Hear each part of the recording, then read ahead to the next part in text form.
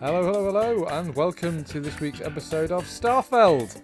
It's a game about nothing. My name's David. My name's Sam. What else you got, Dave? Starfield, Seinfeld jokes, anything? There's Kramer bits, but I mean the trouble is this game's so bland that you can't put anything funny. What's the deal with procedural generated content? What's the deal with Starship food? Starship. So, we're here to talk about our favourite 90s TV show. No, we're not. We're here to talk about Starfield. I'm going to preemptively title this video before we've even recorded a single minute of it. Starfield is boring, and that's going to be the title of this episode. So if you downloaded this, ready to be outraged by our hot takes on why this Bethesda game is pretty dull, kind of crap, well, you know, strap in, because here we go.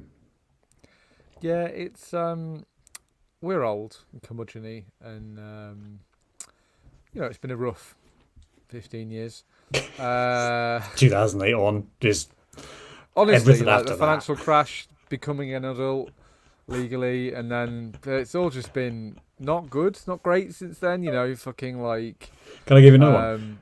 Buying a house and then almost seconds later, the 15-year low interest rates that everyone else has been enjoying just spikes up and fucks your disposable income. There's another one.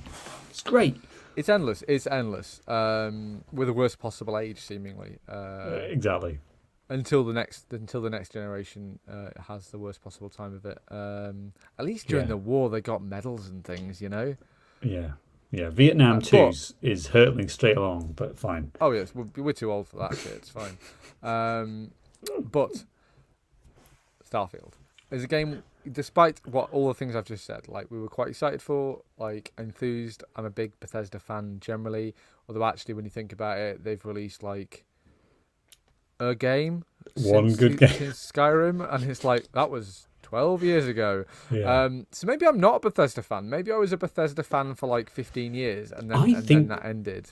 I think we used to be. I mean, I remember buying Fallout 3 in whatever that was, 2007, something like that, 2008, 2007, and being like, wow, this is amazing. Like, and even then, it was pretty janky, and it looked like grey and brown, and there wasn't really much, but it captured, I think, that sense of adventure, that sense of role playing, that ability to discover what's over the next hill, and then come across some really great crafted story. And then New Vegas came out, and it was like, wow, this is even better than Fallout 3 was.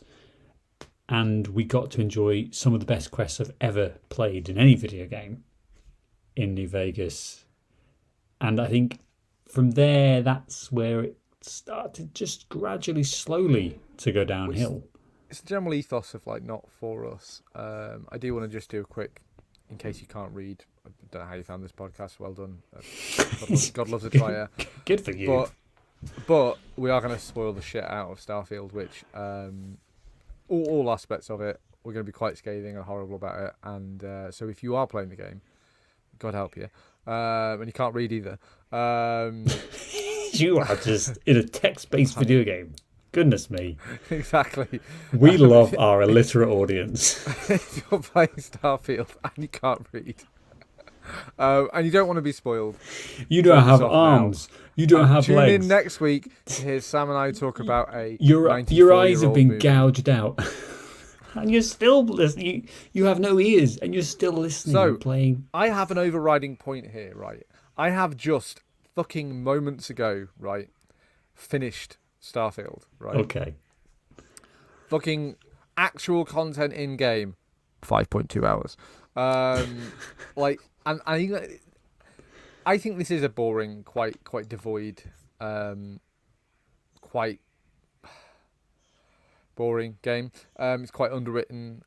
It doesn't excel at anything. But I think the biggest reason I don't like this game, because ultimately it's on Game Pass, so I paid for it, but I'm not like. But I think the biggest problem is that we were sold a lie. We were told a lie. I remember watching the fucking Todd arch liar, fucking millionaire cunt. Whoa, that's a bit strong, but go on. Look at his face, Sam. Look at his rich face.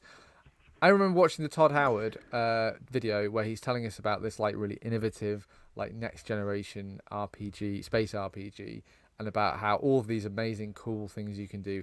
And there was a little bit of like, well, you're talking about things that were in games, your games, 15 years ago, and so there was a little bit of like, maybe we've been oversold here. The 10-minute segment in the middle of it about the merch, also not great, but like. We were told it was going to be innovative and it's going to take all of these things and kind of like do stuff that hasn't been done before in video games. And it's like, oh my god, exciting! And at the core, I was just excited for like another like story-based Bethesda RPG, which is what I'm here for. Yeah, Yeah. I was playing Fallout 4 in the run-up to Starfield because I was like, I kind of need that like RPG fix. Actually, for a game that refer back to our last podcast, our podcast where me and Ross talked about that. About how it's not our favourite Fallout game. And I was enjoying the shit out of that. Yeah. And then I played Starfield. Yeah. And I think, to be honest, I think you're a little bit strong on what we were promised. I think this is exact. Well, no, it's not exactly. But I don't think they were like. I don't think they were deceptive in the way that, say, No Man's Sky, another procedurally generated space video game, was. But I do think that there is. I think they almost lied by omission, but because a lot of the stuff that they showed is in the game, and a lot of the things that they presented, we get to do. But the problem is that that's kind of it. Do you know that surface level? Here's what's in the trailers. Is kind of only what's really available for you to do. The biggest problem, I think, like even the content, which. I think we'll dive into that in more specifics, but I want to talk about like the elephant in the room, the secret of Starfield, and that's the new game plus, which is the thing that wasn't talked about on the run up to release, and the thing that wasn't talked about as we moved forward towards playing this game, because it's like really important for Bethesda that it was kind of like a secret, that's something you get to discover. It's all part of how the main quest unfolds, is you discovering about this fugazi made up like Starborn. Could we be any more bland?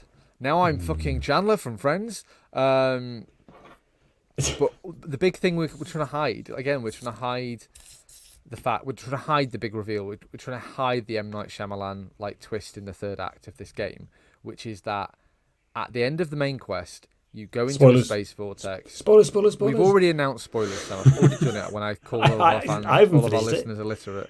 I haven't finished it. You don't care. You don't. You uninstalled this to install some fucking shit game for your 5-year-old. Don't spoil. That was going to be my grand finale. Right, go on.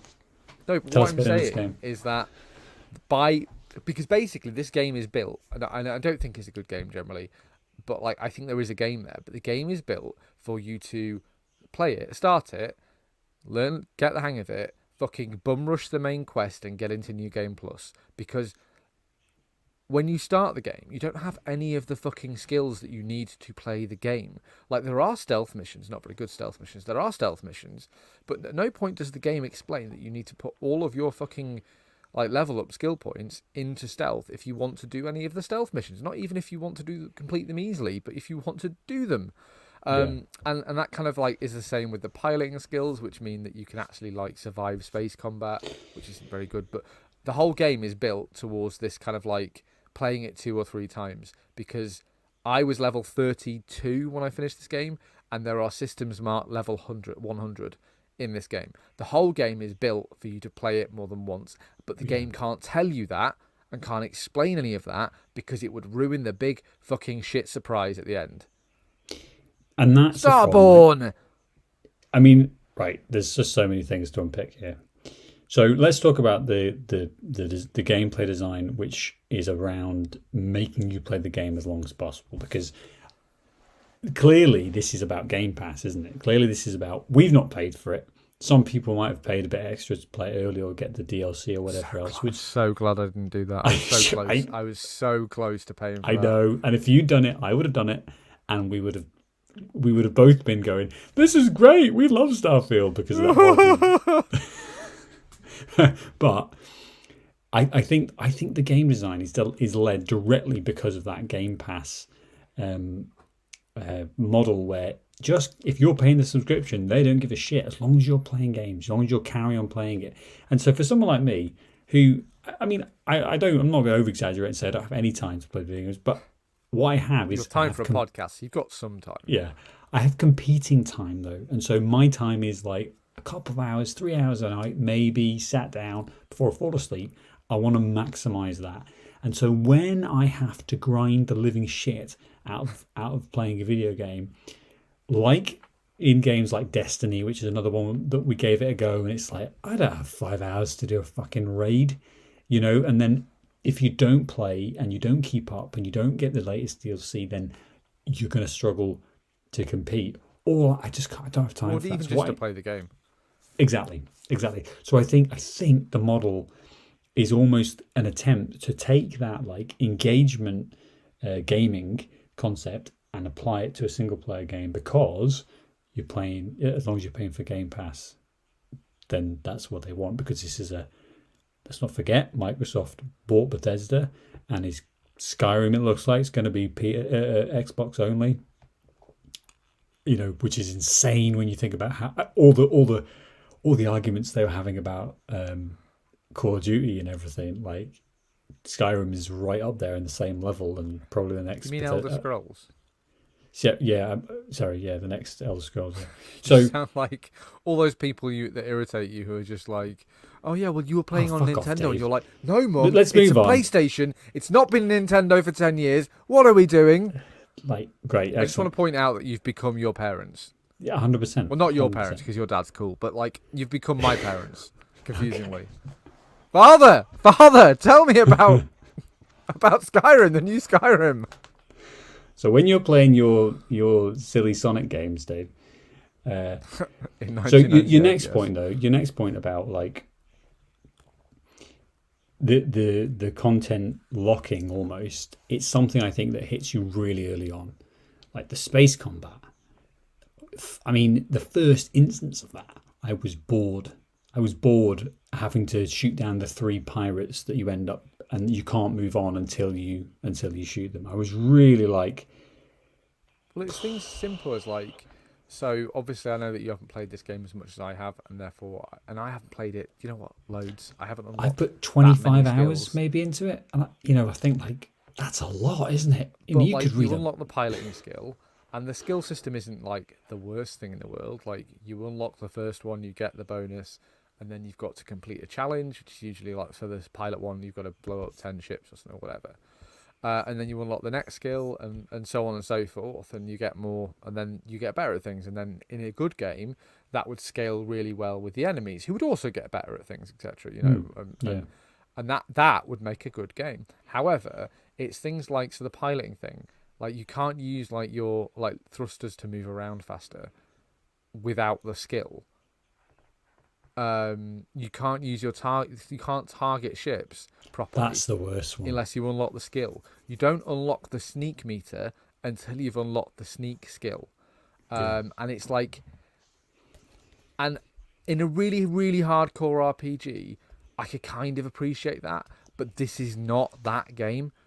Like in Morrowind, that came out in 2003, like, yes, locking all that behind that makes a really, really good role-playing game. If your character literally can't walk without the walking skill, like, that makes for a really hardcore game you can play over and over and over and over again.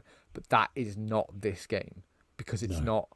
What it does is boil down, like, what is it at its best only an average shooter, and only an average, like, flight space combat sim, and only an average RPG. And what it does is it takes that and gives you the worst version of it to start with. And that is an insane way to get on board players. And because, as we've, I think, identified, because it's about making you play the game longer. And I think that's where going to say it, Dave, suckers like you who are like, yeah, I'm just going to keep barreling hours into it. You know what I mean? Like, I don't mean that in a pejorative way, but just because yeah, well, you're a fucking dickhead. Because there's clearly a lineage of good game design here, like Bethesda. They know what they're doing, and I think you're right, Sam. Because this game looks like it was made in 2008. Yeah, well, but for the first maybe 5 or 6 hours, I was pretty much like bought into this, thinking, great, okay, I'm figuring out the early game. I think does steer you nicely, and I think I did a lot of the main quests early on rather than the side stuff because I was a bit lost. We'll talk about that in a second. So I'm doing the main quest stuff. You just press start and press X, Sam. That's the whole game. Yeah, hold on.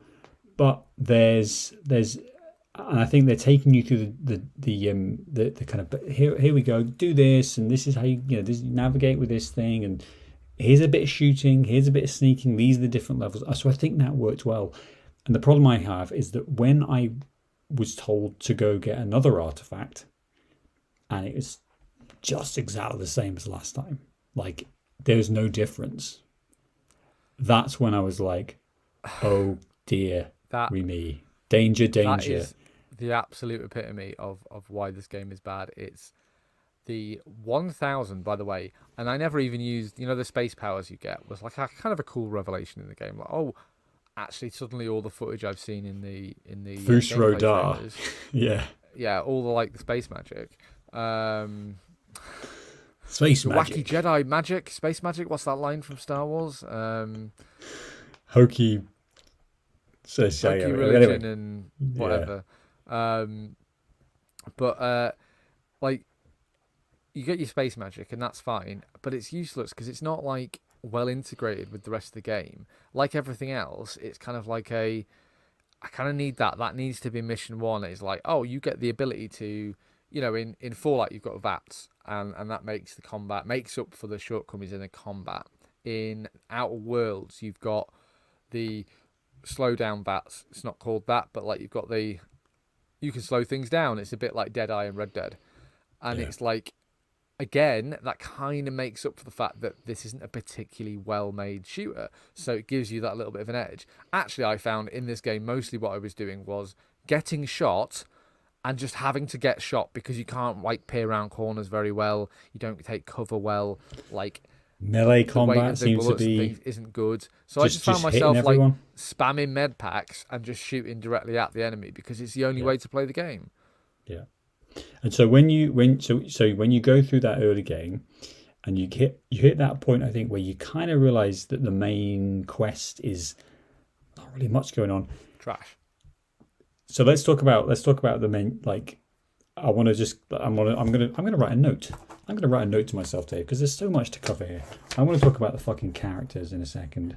I also want to talk about... That's a short conversation. Oh my God. I also want to talk about the map and just getting around, and I'll talk about quests as well. Let's start with quests. So you've finished... You've hit that point, I think, in the main quest. You're like, is this it? Really? All right. Fine. And then you start thinking, okay, I'm going to go outside and look for stuff to do.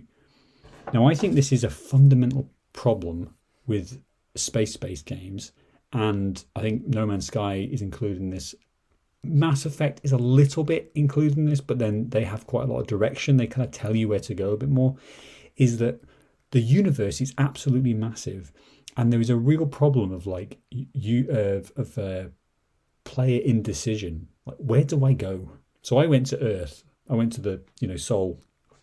I landed on Earth. Oh, there's absolutely nothing here because I didn't want to, Microsoft Flight Sim render the entire Earth. Fair enough. So then I'm looking around, land on Mars. There's not really a lot to do here either, other than the procedural generation. There's something else we can talk about. And then I went on to Titan, and I landed on Titan, and there was there's just one place to go. You walk around, and it was a little snapshot of what the old Fallout games used to be, where I just went on a tour. This tour guide just toured me around Titan for 30 minutes, and it was actually really nice. It was really fun. And then I did a couple of other missions, talked to some people, and then it was okay, that's Titan. ticked off the list. There's nothing really else to do there. But to get to that point, I had to get bored of the main quest, go to a whole different solar system, land on 3 planets before I got there, and then just be lucky enough that they actually designed some content. And I just think there's so many points in these space games where you're just like, okay, where do I go now? And you can come in just 30 seconds, compare it to Fallout or Skyrim or just games set on the same planet where you can just walk. You can just go, oh, I wonder what's over there. That's interesting. And they do that beautifully in Fallout, where you can see the markers, the landmarks from a distance. And you need that. And it's the game really struggles, I think, to give you that sense of where do I go next? Yeah, it's a big problem with the game, and it just spoils. And then the end of the game boils down to real bugbear. Like, there's loads of quality of life problems with this game. Docking and undocking is death. It takes so long to watch the same graphic every time. Landing and taking off and grav drive, all of that, it becomes very tedious because every mission is, hey, I need you to go here and talk to this character who will then immediately do what you ask him to do, and then you want to fly right back here and then I'll complete the mission. Yeah. And again, we talked more about the mission design. No, not at all. What about the main quest though? Does that actually, is there any variety in that? There's 1 or 2 missions that are like, there's a cool mission later on where it's like a parallel reality and you have to it's basically like a bit of a my brain is not working, Portal type thing. Yeah. Where you've got to kind of use the 2 realities to get around obstacles, and it's not like even the best example of that, but it's somewhat, it's a level in a game. It's like a decent dungeon design. Yeah. And there's 1 or 2 missions like that where you kind of asked to use your brain a little bit and figure these things out, but it's not difficult. And there's only 1 or 2, and most of the main quest line is go here, mine the same bit of rock to get the artifact, go away. Like and you do that so much. With the powers is even worse, but you do it so much and it's so boring because it's just repetitive. I mean, it's all, like you said, driving you to this New Game Plus, where, just to talk about the New Game Plus, because I've just done it 5 minutes ago. You finish the game, you become a starborn space alien, or whatever that is. That's never fucking well explained. Then you is land it literally back called on... Starborn? Is it literally called Starborn? Yeah, Starborn, Starburst. Yeah, Starborn, Starburns, Starborn, born. Jesus, speaking of illiterate, isn't the Skyrim character called Dragonborn? Yeah. Oh my god. We'll get into how devoid of any sort of like. Let's talk about writing in a second. We talk about the cultural wasteland in terms of like a lot generally on the podcast about how like there hasn't been an original idea in like 500 years, which is totally fair and reasonable. But this is like they haven't even tried to have an original thought in this game. Anyway, you do New Game Plus, you go through all that, you start the game again. Great. You land on New Atlantis in your brand new Starborn ship, which is shit, and your Starborn jumpsuit. You go to Constellation, and to the credit, you then get the option to redo the main quest or just skip it. And then you're like loose in the world again. And engagement. It's just right. So let's the whole main quest should be, and main quests in games are quite frequently shit. In fairness, like Skyrim. The Elder Scrolls games are a great example of like the main quest is the worst part of the game, like generally, and that's fine. But it should also be where most of your development goes, because most people are going to do those missions. Out of all of them, they're the ones that most people are going to do. That's what your game hangs on. Like if Bethesda hadn't just basically been retired to Microsoft's fucking video game mines, where innovation and like, you know, the need to make a profit is just gone. You know, they're basically like fucking academics now. They can just churn out whatever games they like, and there's no impetus to do anything. And so, because of that, because of that, like, there's no reason for them to, like, if this is a game they'd release to make money, this would be it. This would be the last time anyone bought this game because it's shit. And so that would be really bad for the studio, and it would really, really impact their financials. But because they are owned by Microsoft, it's all made up. People are buying Game Pass. Microsoft's fine, happy. Yeah. So a question then is: do you think the lack of quest design, of innovative quest design, and that's, I think, what we see in a lot of other Bethesda games, is like, wow, I was really surprised by this. Like, there's moments of joy. There's moments of, like, that thing of, oh, I wasn't expecting that to happen. And so do you think the lack of that and the main quest being so devoid as well, like, do you think that comes from the fact that they're just focused on getting you to New Game Plus? Do you think that's because it's all streamlined? It feels very much like, because initially I thought, like you, oh, they've just done a really lazy job of the development, and they couldn't be bothered to write good missions, and they couldn't be bothered to do X, Y, and Z. But I actually think that they kind of don't want you, like in Fallout, you might, like you said, you stumble across a farm and there's a guy there and he's like, hey, will you help me come and kill these raiders? And then that's like turns into a 6-hour mission that's like full of like details and writing and like clever stuff that makes you think and feel. And they don't want that. They don't want you straying off the path for 6 hours and enjoying this like amazing bit of emergent gameplay.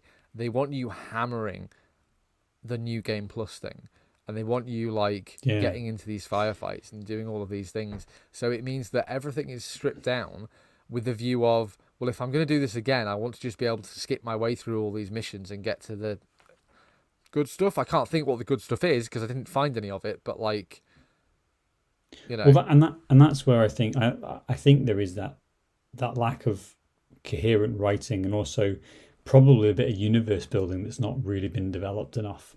Like, obviously Fallout and Skyrim have got a lot of lore. They've got 20 odd years of games behind them to give them that foundation, and that's like, at no point did I feel connected to the world, and at no point did I think, oh yeah, like, what role do I want to play? Whereas when playing Fallout and playing Skyrim, like, you develop a character in your head, and it's really fun and playful to be able to say, oh, I'm going to be a trader, or I'm going to be a farmer, or I'm going to be an adventurer, whatever it is. I just, even after 25 hours of playing it, my character was just a vessel. It was, there was nothing there for me to say that I want to go and do this type of activity. And I just find that so difficult to understand why that connection isn't there. Why didn't I want to be a space cowboy or Han Solo? The game's not strong enough. If there was like even Elite Dangerous, which is a good comparison to this game, and also not a very good game generally, like, and that there's a lot of caveats attached to that. In that I've played Elite Dangerous way more than I played this, or probably will ever play this. But like, there's just not, the mechanics of the game aren't good enough. You can't be a trader because the economy in this game is stupid, and it's one of the big problems is that there's no. I spent the first couple of hours of this game playing it like I played a Fallout game where you collect everything and like you search everything and you're like, oh, because I might find some goodies, and that's how you get the best stuff in the game and the most fun stuff, and you find things to do. And there's none of that, and it takes you a couple of hours to be like, nah, I'm just going to run through this level. Like, literally, when I was at Joe's, I was doing a stealth mission for the Crimson Fleet questline, which I'll touch on in a minute. And I kept trying to do it, and I kept getting discovered, and I was like, well, so I just ran through it. I just literally got up and ran through the level to where the quest marker was and opened doors and kept running and did the mission that way. And I got a bit for bounty, but that was fine. And so it's just like, oh, so the whole game is like just non-existent. And because the core mechanics aren't there, you don't want to be a space pirate. You don't want to be a trader because you can't. Because you would have to literally make it all up yourself. And the trading is all tied to your level, isn't it? You get discounts based on your level, which I've like. Yep, how does that work? But 2 seconds. What's the immersion? What's the immersion of that? Like, how does that work? how does that work in the world, other than the fact that it's just a fucking video game and you shut up, nerd, But I want to know, like, how can I influence that, the best price on that blaster? And the game's, as you say, would think not that, interested. like No Man's Sky, which I think did have like a somewhat fluid economy, where if you were in a system that produced certain resources, they sold for less than if you. And you would think that in this procedurally generated universe, with like, and there's probably only like 8 or maybe 9 like planets with like really well designed and developed like cities on them and things. You would think it would be really easy to just tag those big markets with like certain resources are worth more, and then you could have like your mini game where in Skyrim, like you just, or we played Oblivion a lot. You just go and live in the woods and you hunt game and you go and sell it, and like, like there's that really famous Oblivion NPC like permadeath run, which if you're a fucking nerd and you're also old as shit, like you maybe read about on our blog.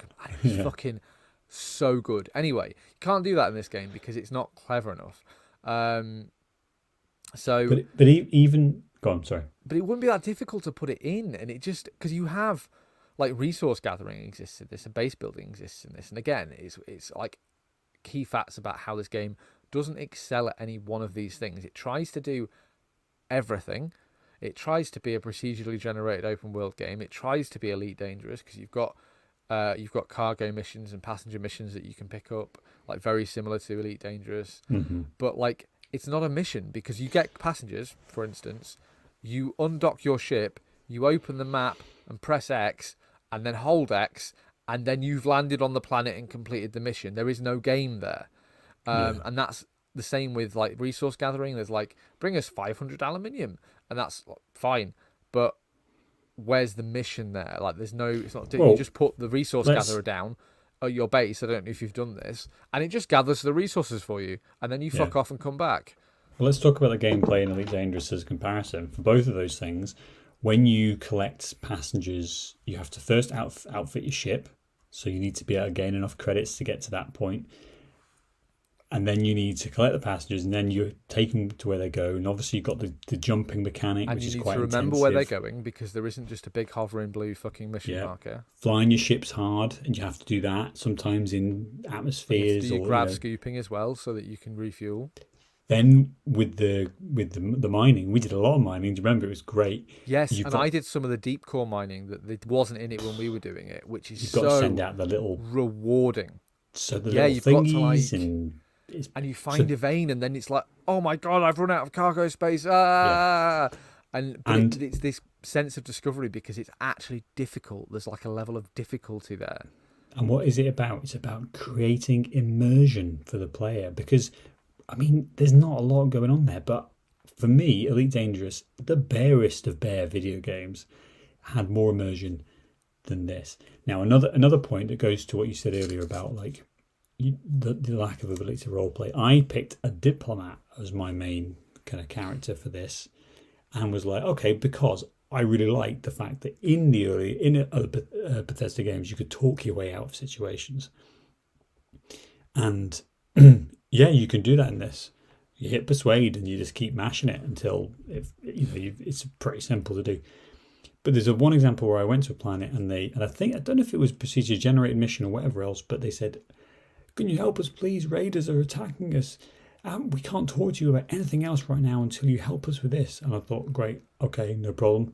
I went across to where the pirates are, thinking because I've got my diplomat skill, I could go and say, "Hey, listen, can I pay you guys off, or do you want to go do something else?" Or, none of that. They shoot at me immediately, and then I have to use the horrible, bloody, cancerous shoot mechanics in this game to try it. I'm like, oh, I don't want to do this. And I just think there's so many examples where I hit the wall of the game's immersion, that suspension of disbelief shattered instantly. It's missing as well, which affects the missions really, really in a big way, is this game has the morality of teetotaler Victorians. You can do bad things in this game, and you can say the boring naughty ones. things, and I do mean that because, again, this game is made for 3-year-olds. Like, so Crimson Fleet is the big pirate faction in this game, which is really cool. Like space pirates, Sam. They're space pirates, and they rob ships and they blow stuff up, and it's really cool. Isn't that a really cool idea? I mean, what more could you want? Exactly. They're called the Crimson Fleet. Like you, but the way that you do their quest line is that I've seen online. So I was trying to smuggle illegally harvested organs onto New Atlantis, and I got arrested, which felt like a no. And then I got like interviewed by this guy who was basically like, right, you're going to go into being an informant in the Crimson Fleet for us, and that's like, oh, that's cool. Yeah, fuck you, no, but that's cool. And you go and do it. And then I was reading online that someone had like accidentally like picked something out of a trash can on New Atlantis and got arrested, and that just triggers the mission. Because it's like any crime, and it's like you fucking just muffed that, didn't you? Parking ticket. And you do this mission. So basically, you get no option until the very end of the quest. So you start the quest, and it's one quest line. All the missions are the same, and you're a spy for the UC, the police, basically, working with the pirates to do like find the treasure, basically, which is like fucking basic, but it's fine. But you get no option to like say, no, I don't want to be an informant. I'm going to side with the pirates now. You kind of have to go through the motions, and the whole quest line is go here and talk to this guy. There's a heist mission, Sam. There's a fucking ocean liner. Get this. There's an ocean liner like heist mission where you have to steal someone's credentials, and you have to steal the like as a side mission. You've got to steal the like diamond encrusted trophy from the benefit, right, on the Gala like cruise line on the Titanic cruise spaceship, right? Which is like somebody. I think the actual idea stage of this game, they all the ideas are there. You've got the Wild West planet. Mm-hmm. Like you've got the, New Atlantis is like your like traditional sort of space planet. It's really cool. But then you do this mission, and it boils down to going and talking to 4 different characters. I talked to one woman, and I was like, "Give me that trophy," and she was like, "No," and I was like, "But I want it." And then I failed the persuade check, and so she was like, "Go away, or I'll call security." I went and talked to my mate, the crooked captain, who was like, "Tell her I know about her wrongdoing." It didn't say what the wrongdoing was. I then turned around and walked the 6 steps back to her and said, "I know about your wrongdoing." And she's like, "Fine, take the trophy." And it's like, that's not a game. That is not a mission in a game. What are we doing? The whole mission was like that. And it's fine if that's well developed and it's clever, and I can figure out, like, there's a heist mission in Mass Effect in one of the DLCs. Like, if I can figure out how to do that and feel clever about myself and release that dopamine, that's a really cool mission. There's a bit of flavour there. It's interesting. Like, oh yeah, we wrote something here. But when you're holding my hand and basically I'm watching a really shit low-res video with really basic one-sided conversations of a mission, and it's like, well, no, what are we doing? Yeah. It's just that emptiness, isn't it? It's that void. And I think when you see... When you start the game and you're basically thrust as from a miner to like member of Space Mensa, and you're like, strange. Why would you do this? Like, why would you give this person your ship? That seems odd. And I think there's no point where you can say, nah, I'm all right. I just want to go and be a trader or be a farmer. That traditional role playing thing of like, I'm not going to do this stuff that you've asked me to do because I want to play my own game. Well, there's no call to action. Like, but Skyrim, you're a prisoner and you escape and you get embroiled in all this thing. And it's like, oh, well, I'm a wanted man and I've got to do X, Y, and Z. And then you're the chosen one. In this, it's like... But what I'm saying is it goes to your point about that there isn't that thought there. There isn't that thought of actually, what if the player wants to do something a different way? What if you want to go on the ship and just massacre everyone? Just absolutely go nuts because you're role playing as this badass pirate who's just going to kill everyone, and then And I'm almost certain that the game does not have the capability to be like, what did you do? You know, it would just like you wouldn't be able to pass it or whatever else. And I think there's so many points that in the game where I've played, and the start of the game is exactly the same, where you're like, you're not giving the player the choice, you're not giving the player the ability to influence this or and in to a situation role where the player can do that. So the end of the Crimson Fleet mission, Sam, is basically like, and again, you really need to turn off your brain for a second. So you find the treasure, literal treasure, the bank's ship with all the credits, the imaginary digital credits on the ship, and you in a wooden chest.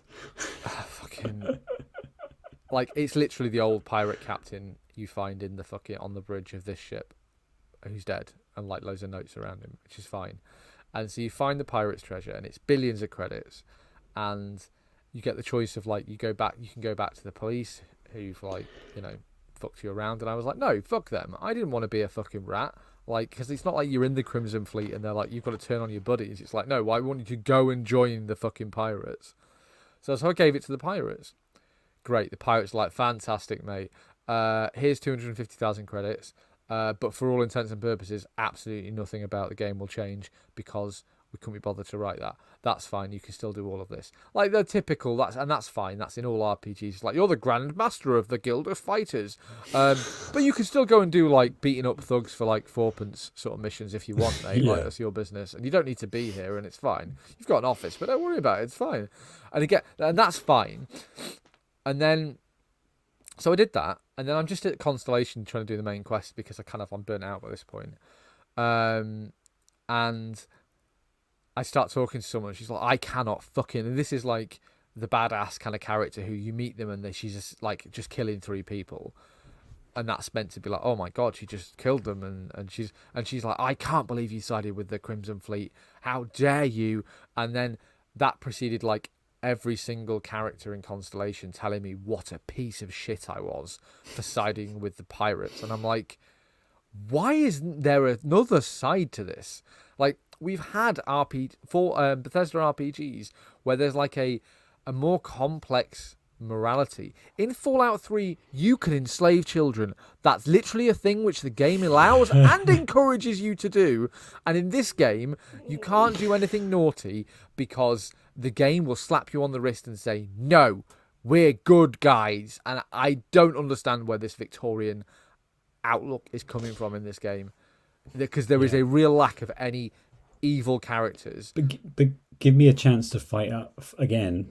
If I'm going to be an evil space pirate like you've suggested there, well then maybe I want to thwart Constellation. Maybe I want to invent my own little space group of nerds who are going to use it to destroy planets. Do you know what I mean? Like, and I'm not saying that the game has to have every single eventuality that a player wants to do, but there must be more than I think following the plot, because it feels like you're just doing a tick box of the faction quests. Like, I did some of the faction quests, and it's like it doesn't really influence much. It doesn't really change that much. And but you would think that if they designed missions, again going back to Fallout 3, New Vegas especially, where you literally can side with the fucking evil slavery people, or you can side with the evil high-tech people, or you can side with the evil gambling people. Admittedly, in that game there's not a lot of like non-evil people, but you can, and it changes the game, so you can enslave kids or not, though, can't you? And I think that's a pretty good but what I'm saying line. is that in that game, so for instance, you play New Vegas and you side with Mr. House. I was about to say Dr. House, but you side with Mr. House the first time and you've got your own independent New Vegas. This is really cool. And then you play it again, and you're like, well, this time I'm going to side with Caesar's Legion. And that's like it's the same quest, but they're different missions, and you're on the other side, and it's kind of like it's a lazy way of doing it. Not lazy, but like, it's a cool way of doing it. And it means you can play it again and be like, well, I'm going to do X now. I'm going to side with such and such, and I'm going to see what happens there. Or I'm going to be an evil cunt all the way through this place, so I'm going to be evil. In this, when I did the Space Pirate mission, like literally, and I googled it, and there is a way you can just do the space pirate side, but the missions are the same, because ultimately, and it's just so it's the same quest line, but it's a game that is built from the ground up to have the New Game Plus so that you play it again. And they didn't introduce a way that you could play the fucking quest differently. I just... It's just lazy, right? Again, it just feels like they were innovative, and their innovation was to discard 30 years of RPG game making rules. And that was their innovation, was to just abandon all the things that make this genre of game. My soapbox here, make this genre of game, whether it's fucking Dishonored, which is like an action RPG, and, you know, or Mass Effect, or Fallout, or Knights of the Old Republic, or fucking old Dungeons and Dragons game like the old Baldur's Gate and Neverwinter Nights. All of those games are great because they introduce this role-playing aspect, and they do that by writing it well, by presenting you with moral choices, and by making you think, and that's how you evoke emotions, and that's how this... I quite often say that gaming is art. This is not art. This is the antithesis of art. And do you think that's to attract? I think that's to attract a broader audience, which is fine. It's not, we're not to say that we have to have everything needs to be super hardcore for the the sweaty nerds like us, but like I do think there is an element of, let's make this a bit more approachable, and let's not really invest the time into writing out those possibly controversial or maybe just a bit unfavorable kind of quest stuff, and that's why I think I refuse. I not refuse. I'm sorry, that's a really fuck you, Sam. No, what I'm saying, sorry, is that I find it really hard. I find it really hard to believe that it was to make this accessible that they did this, because, like, I'm not sure that that's works. I'm not sure that this game is more accessible because it's more shit. I just think that it's like, again, because the goalposts are, we need to release a game, rather than we need to release a game that gets good word of mouth and people buy and people talk about so that we can sell more shares in our company, etc., etc. It's like, well, no, we need to release a game because Microsoft says we have a deadline to release a game, and every Game Pass exclusive game has been bad. And maybe the problem is with Game Pass. Maybe that's just the sign of the times. Maybe that's just the new world we live in. But or doesn't serve a niche. It doesn't, or games that don't serve a niche. I think the only one that they've really got right for me is Flight Sim, because that's been a marvel in terms of like what they've managed to achieve and the content. Yeah. They are abandoning it and replacing it with a new game, which will also be on Game Pass, but still. I want to talk about, as we conclude, the fact that I watched a lot of reviews in the few days between touch on this, yeah. It came out and the game was Microsoft's launched. dirty money. Buying off these reviewers. Hold on. I don't think anyone's getting paid off. But what I think is happening is they're getting a free copy of the game, which is completely fine, standard industry practice, and that's fine. And I think what they're doing, these reviewers and these YouTubers, is they're hammering it in and playing 100 hours in 2 weeks to get to the end, and then they're enjoying it in that sense of like, okay, let's go, and we come out with glittering reviews. I mean, this was almost universally loved. And what I've noticed over the last couple of weeks is that the smaller YouTube channels, 50,000 subscribers who didn't get a copy, are starting to come out of the woodwork, and they're saying pretty much what we're saying, which is, this is boring. This isn't well made, because I don't think they didn't have 2 weeks and a preview copy to hammer this and smash out every bit of content. And I think it shows that when you actually play the game how normal people play it, which is a bit at a time, and you're slowly building up, it's unfulfilling because of all the problems we've talked about: the poor quest design, the bad writing of characters, the lack of progress in terms of the skill system. And so I think there's a real fucking problem there, that almost no review that I watched quite a lot and read quite a lot, nobody is talking about this stuff before it came out. The stuff that we're talking about. I try not to be like massively cynical, but I am going to be massively cynical. It's a cute, massively cynical thing I'm going to say.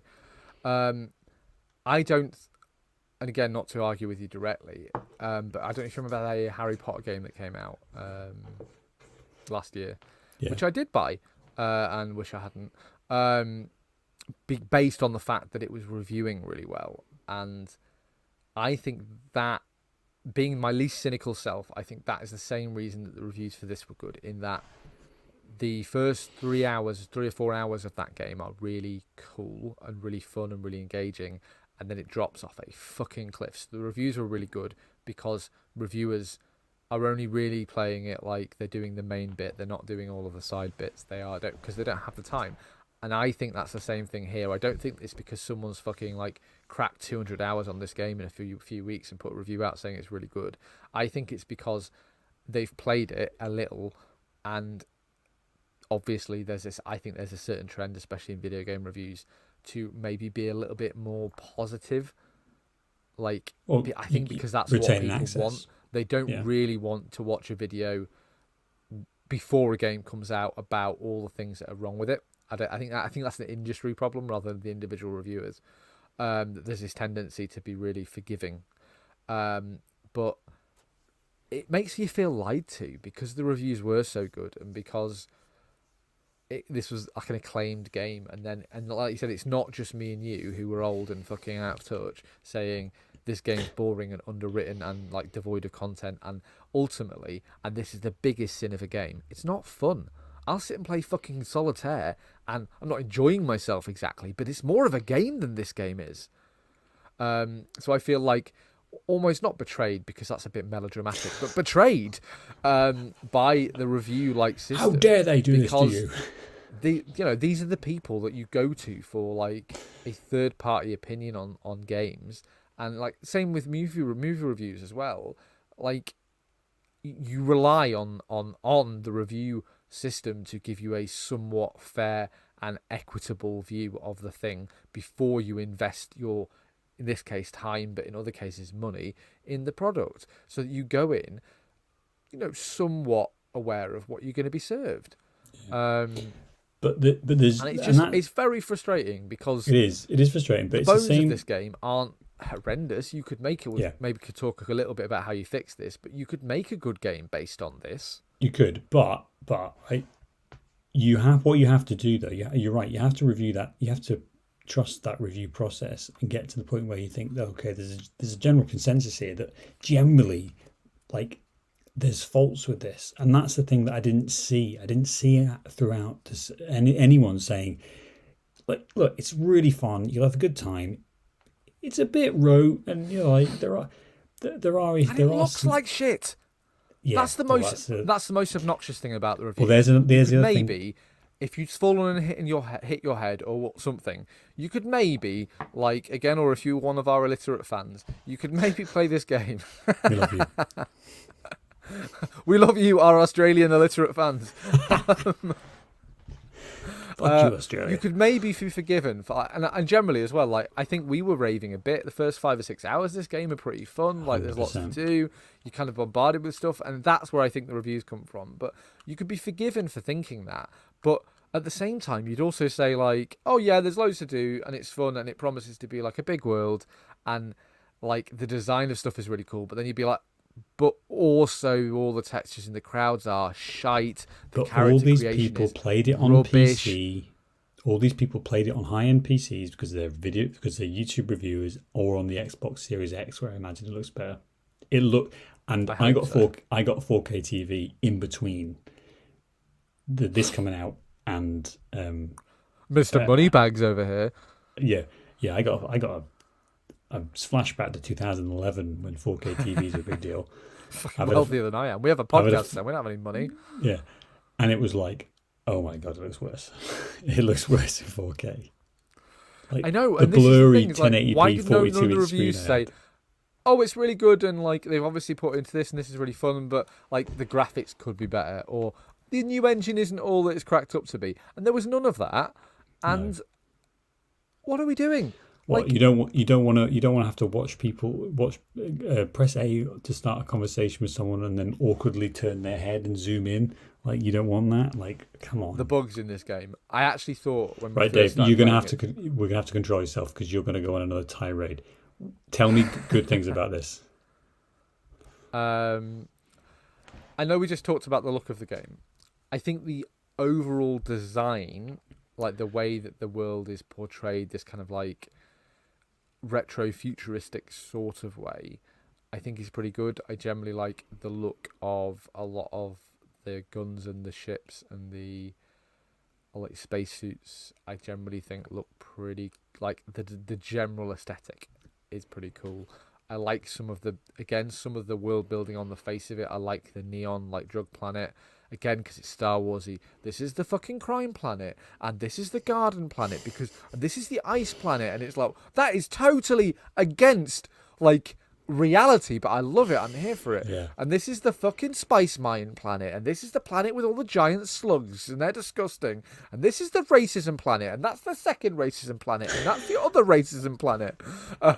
Some things are true and some things aren't, but like that sort of thing, like the New Atlantis stuff, and then you go to the wild, like the Freestar Collective is like the there's a real Old West Firefly sort of vibe there, whereas in the New Atlantis in that system, it's kind of like it's more sort of like Star Wars Empire. It's a classic sort of sci-fi, your Earth in Mass Effect. I really like the different aesthetics on the face of it, on the shallowest level, because that's this game. I kind of like, and the Crimson Fleet. I kind of like the faction building. Somebody, when they first sat down in a meeting and said, "Let's do X, Y, and Z, and let's build on that." Obviously, they never did the building, but I think that somebody had they were on the money there. That's an engaging game. I'm familiar with the tropes, and it appeals to me. And yeah, I think you're right. And I think that's where maybe there is potential. If this was a multiplayer game, the kind of you'd be going, we'll wait for season 2. Like this is fun enough. Like we've not really we're not going to play much more now. But hey, come back in a few months. And they'll have added content, and there'll be things to do in these places. They might have improved. Even No Man's Sky is like that's the best. I think that's the biggest like video game redemption arc, isn't it? Yeah. Like, that's a game that was shit, and then now it's okay. it's better, but I still don't want to play it. Like, yeah. No, but I played it for a bit when they fixed it, and I was like, wow, they've done so much to fix this. Yeah. Elite Dangerous was a game that also needed a game adding to it. They needed to patch in a game to that game, and they did, which they did, and then they completely removed, and then they fucked us, because they stopped console support. But until then, but I can't see them doing that with this, because I think so much of the core assets, like the stuff I'm talking about that I liked, I just think because it's so set in stone, and because it's a single player RPG, and people will lose progress, and like this is the game, and that's how it is. And then maybe they'll release DLC, and maybe that'll be all right. But it'll probably be dependent on me going into the game and like playing enough of it that I can play the DLC. So what are we doing? Yeah, I think. Well, you spoiled my my final act of disappointment, which is it's 100 gig. So I've uninstalled it, and I hadn't. That great thing with video games where you just sit and think about a game all day. A game you're at work and you're just thinking, oh, I can't wait to go home, and I'm going to sit there and I'm going to try and go to that place, like Red Dead Redemption for a good example. I'm going to go up there. I haven't been to that mountain yet. I'm going to see if I can find. Someone said that there was our favorite game, SnowRunners. Perfect. I'm going to try 2 trailers and a drag. And then I'm going to winch all of that behind another truck. And then it'll fall over and I'll spend 4 hours fixing it. And I'll spend 15 hours doing that. And then only after 15 hours will I go, what am I doing with my life? And I'll turn the game off. But you know what, Starfield? I'm not even reaching that point. I'm not even reaching the point where I want to turn you off, because I have no desire to play it. And I was playing it. The last session I played for about 4 hours before, and then it really was. I had that moment, that horrible moment with video games where I went, what am I doing? Like, what am I doing? And I've got stacks of books next to me. I've got TV shows. I've got YouTube videos. I've got movies for podcasts to watch. And I'm thinking, any of this is more interesting than what I'm doing. So For that reason, I'm out. For that reason, I'm out. That's right. It's all Dragon's Den. It all comes back to Dragon's Den. No, Dave. It all comes back to Seinfeld. Starfield. It's over. Jerry! This is where, if you've got any good Starfield, Seinfeld jokes, this is the time to do it, Dave, on the outro. As we get the fuck out of here from this. Scenes missing. Scenes missing. I just think that what we need... Not that there's anything wrong with that. Not that there's anything wrong with that. Not that there's anything wrong with that.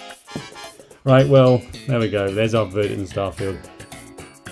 Well done. Again, a literate audience for getting through this. You illiterate Australians, you're doing the Lord's work. If you're, I assume, quite hardcore Christian, given the other facts I know about you. And that's time to... You're doing the Lord's work listening to this podcast. We should always have the Seinfeld music. Oh, it just embiggens the whole thing.